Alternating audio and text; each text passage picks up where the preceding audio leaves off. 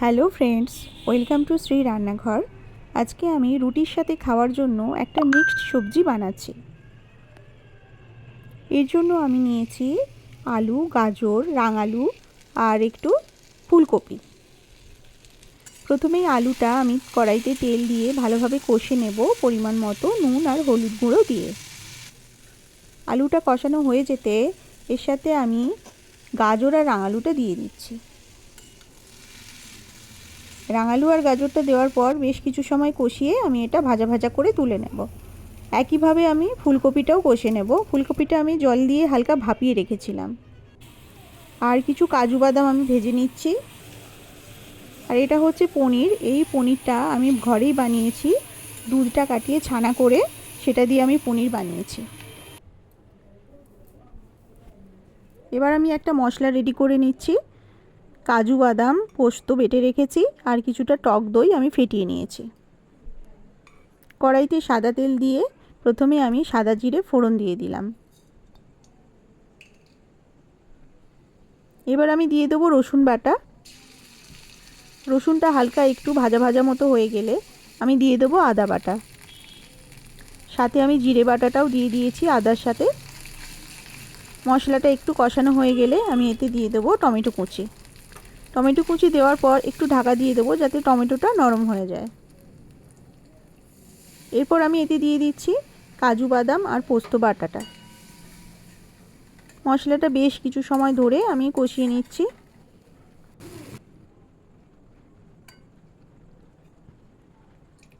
এরপর আমি এতে দিচ্ছি ফ্যাটানো টক দই। টক দইয়ের পরিমাণটা আমি খুব অল্প দিয়েছি, আপনারা চাইলে আরও বেশি পরিমাণে টক দই দিতে পারেন। এরপর আমি দিলাম কাশ্মীরি লঙ্কা গুঁড়ো। আর আমি এতে মশলার সাথে হলুদ দেব না, কারণ সবজিতে আমি হলুদ দিয়েছিলাম। মশলাটা জল দিয়ে আমি কষিয়ে নেব। আমি একটু সামান্য পরিমাণে মশলাতে নুন দিয়ে দেব। মশলাটা কষানো হয়ে গিয়েছে। এরপর আমি এর সঙ্গে যে ভাজা পেঁয়াজটা রেখেছিলাম, পেঁয়াজটা যে ভাজা করেছিলাম আগে, সেটা আমি এই মশলার সাথে অ্যাড করলাম। পেঁয়াজটা দেওয়ার পর 1 মিনিট মতন আমি মশলাটা কষাবো।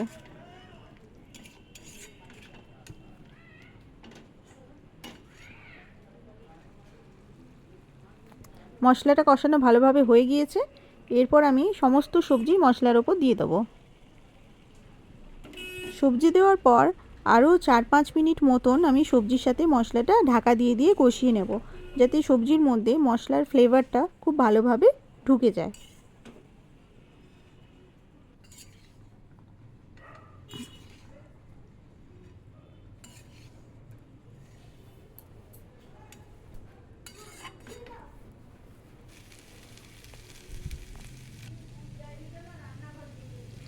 এরপর আমি পরিমাণ মতো গরম জল দিয়ে দিচ্ছি। আর আমি নুনটাও দেখে নেব।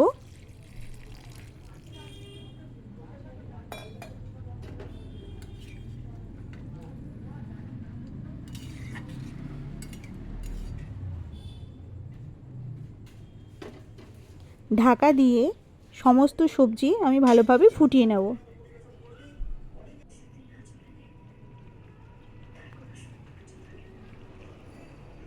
সবজিটা সেদ্ধ হতে এখনও বাকি আছে, তাই আমি আরও কিছু সময় সবজিটা সেদ্ধ করে নিচ্ছি। সামান্য পরিমাণে আমি চিনি দিয়ে দিলাম।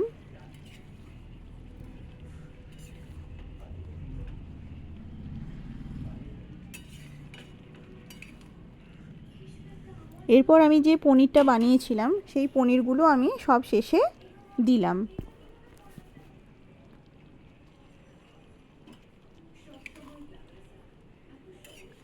সমস্ত সবজি খুব ভালোভাবে সেদ্ধ হয়ে গিয়েছে। এবার আমি একটা ভাজা মশলা রেডি করেছিলাম, জিরে আর গরম মশলা, সেটা আমি দিয়ে দিচ্ছি। তো একদম রেডি হয়ে গিয়েছে তরকারিটা। তো বন্ধুরা, কেমন লাগলো রেসিপিটা কমেন্ট করে জানাবেন। দেখা হবে নতুন কোনো রেসিপির সাথে। Thank you.